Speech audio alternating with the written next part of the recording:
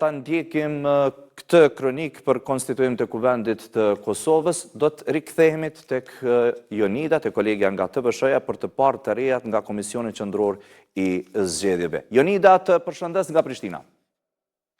Ju përshëndes edhe unë nga Komisioni Qendror i Zgjedhjeve në Republikën e Shqipërisë, ku ditën e sotme mbarin edhe zgjedhjet parlamentare. 41,37% ka qenë pjesëmarrja, gjithmonë bazuar në 3.890 qendra votimi, nga ku në total janë rreth 5.225, mirë po, do të presim që edhe qendrat e tjera të azhurojnë edhe të dhënat e fundit për të patur në mënyrë një panoramim të plotë se cili është shifra zyrtare nga ana e qytetarëve shqiptarë të cilët janë drejtuar kutive të votimit të nesotme.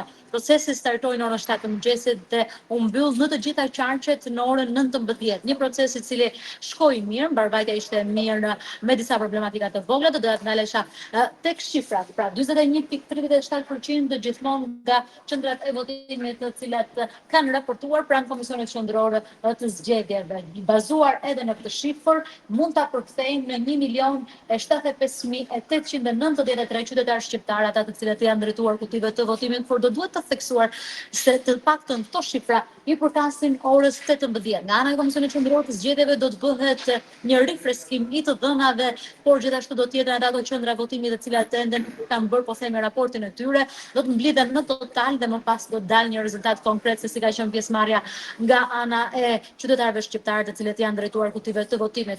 Për të bërë po themi një paralelizëm duke marrë zgjedhjet parlamentare të vitit 2021, gjithmonë bazuar në qendrat e votimit të cilat deri tani kanë raportuar në Komisionin Qendror të Zgjedhjeve, zgjedhjet e vitit 2021 kanë patur një pjesëmarrje paksa më të lartë, gjithmonë bazuar në shifra. Pra në 2021 ishin në 45.48% qytetarë shqiptarë pra kanë votuar, ndërkohë që nga të dhënat e deri tanishme këtë paktën të orës 18 kemi që rreth 41% pra qytetarë shqiptarë janë drejtuar kutive të votimit. Do të ndalesha pak çaste tek votimi i diasporës, një moment historik është cilësuar nga ana e Komisionit Qendror të Zgjedhjeve, por jo vetëm, për shkak se për herë të parë qytetarët shqiptarë, ata emigrantë të cilët jetojnë dhe punojnë në 85 shtete të botës, kanë patur mundësi gjatë kësaj periudhe të ushtrojnë vullnetin e tyre me votë. Pra dhe vota e tyre të vinë në territorin e Republikës së Shqipërisë edhe të dëgjohet po themi për herë të parë pra në historinë parlamentare të vendit edhe vota e diasporës.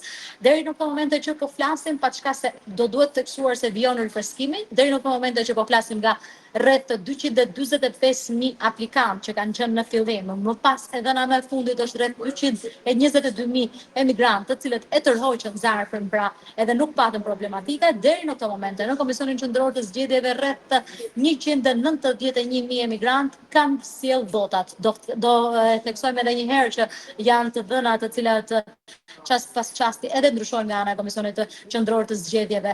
Në përgjithësi edhe nga ana e kryekomisionerit Ilian Celibashi, edhe vota e diasporës është cilësuar një proces i cili ka shkuar mirë, ka patur problematika të saj, mirë, por problematika të cilat janë tejkaluar edhe më pas kemi arritur në këto shifra, pra një shifër të kënaqshme ka konsideruar Komisioni Qendror i Zgjedhjeve nga ana e migrantëve të cilët kanë mundësi që në këto parlamentare të kontribuojnë me votë.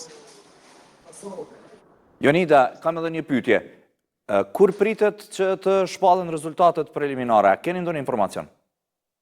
Në fakt duhet të presim fillimisht që të mbërrijnë po themi në qarqet përshtatëse të gjitha kutitë e votimit. Ende në momentin që po flasim në territorin e Republikës së Shqipërisë nuk ka startuar procesi i numërimit. Në Tiranë, pra në njësinë administrative numër 10 në Tiranë, por edhe një bashki, pra Bashkia e Vorës, janë ato të cilat pritet të kenë rezultatet të parat, pra për shkak se po aplikojnë po themi procesin e votimit elektronik. Nga ana tjetër të gjitha bashkitë e tjera, pra apo qarqet e tjera do të shohim pra se si do të shkojë procesi i numërimit, është ende herët, do të shohim se si do të shkojë ky proces teksa të kenë mbërritur fillimisht të kutitë e votimit, më pas me numërimin edhe nga ana e Komisionit Qendror të Zgjedhjeve, vëzhguesve dhe komisionerëve të cilët ndodhen në terren. Jonida, të falenderoj për këto informacione dhe këtë transmetim të drejt për drejt. Faleminderit.